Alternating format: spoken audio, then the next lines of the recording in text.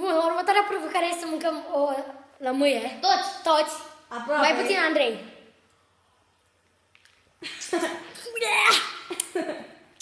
Doamne, ce scârboasă e! Acum cine urmează? Nu! Stai că n-am terminat. Doamne! Trebuie să mănânc.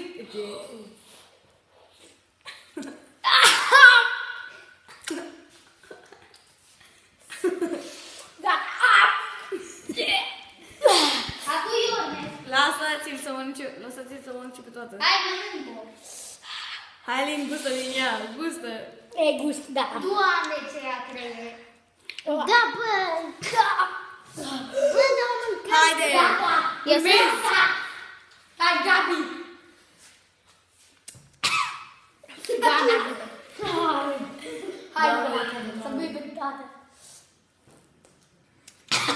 Mănâncă din ea, mușcă din ea. Ia mușcă tu să te vedem. A, nu pot, e prea rece.